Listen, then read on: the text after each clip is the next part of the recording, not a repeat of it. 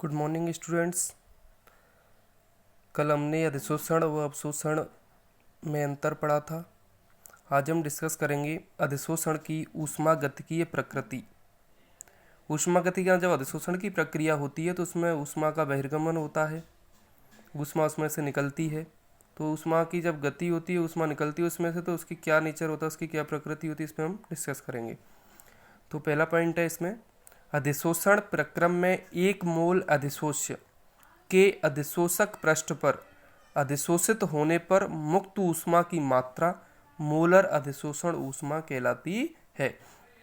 कहने का मतलब, जब अधिशोषण की प्रक्रिया होती है तो जब अधिशोषक में से अधिशोष्य जब सतह पर एकत्रित हो जाता है तो उसमें ऊष्मा की क्या हो जाती है, कमी होती है। और वहाँ पर जो मुक्त ऊष्मा की कमी होगी तो कुछ ऊष्मा उसमें से बाहर निकल जाएगी। तो मुक्त होने वाली जो ऊष्मा होती है उसकी मात्रा ही मोलर अधिशोषण ऊष्मा कहलाती है।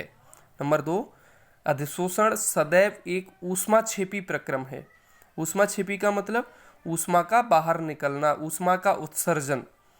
अधिशोषण ऐसी प्रक्रिया है जिसमें से हमेशा ही ऊष्मा क्या होती है, बाहर निकलती है, ऊष्मा उत्सर्जित होती है।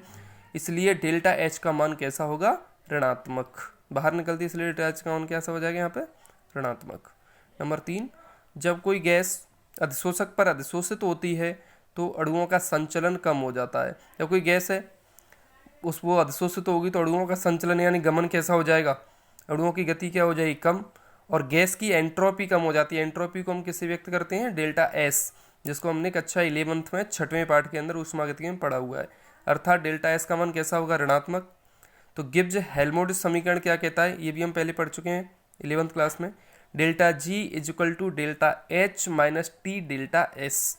डेल्टा जी का मतलब गिब्स ऊर्जा परिवर्तन, डेल्टा एच एंथैल्पी परिवर्तन, टी यहाँ पर ताप टेम्परेचर, डेल्टा एस एंट्रोपी।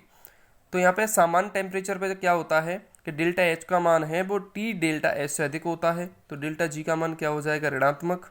अगर ऐसी स्थिति होगी तो अधिशोषक क्या होता है, एक स्वतः प्रवर्तित प्रक्रम होता है।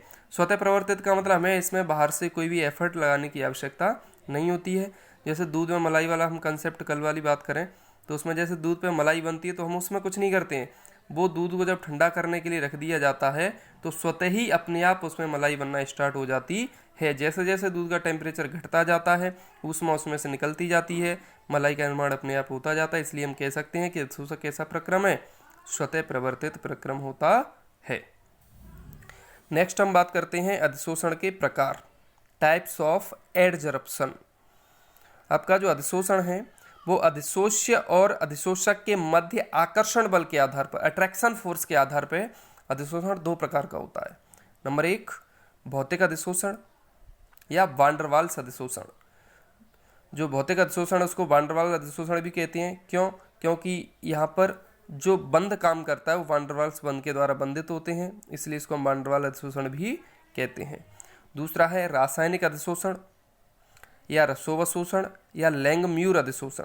तो जो रासायनिक अधिशोषण होता है इसमें अणु परमाणु आयन या अधिशोष्य और अधिशोषक दोनों आपस में रासायनिक बंध द्वारा बंधित होते हैं।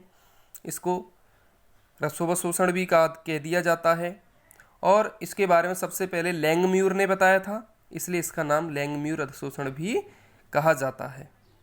तो पहले हम देखते हैं भौतिक अधिशोषण या वान डर वाल्स अधिशोषण।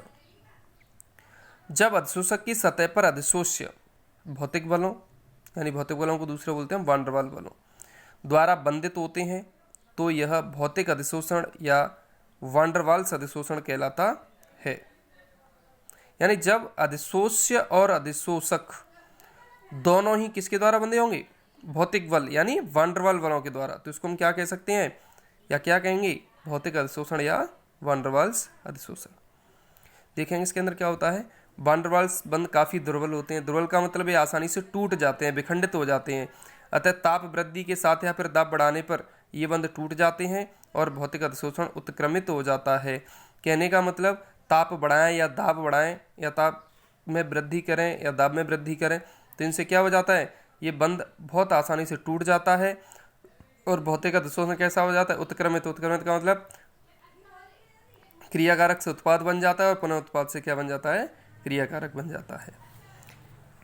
इसके बाद देखते हैं इसकी प्रकृति विशिष्ट नहीं होती है, अर्थात भौतिक अधिशोषण अविशिष्ट प्रकृति का होता है। प्रकृति विशिष्ट का मतलब इसमें क्या होते रहते हैं, परिवर्तन होते रहते हैं भौतिक अधिशोषण में। इसमें ऐसा क्यों होता है, क्योंकि भौतिक बल होते हैं वो बहुत ही दुर्बल होते हैं, कमजोर होते हैं, आसानी से विखंडित हो जाते हैं, इसलिए इसकी प्रकृति अविशिष्ट होती है। इसके बाद डिस्कस करेंगे नेक्स्ट वीडियो में।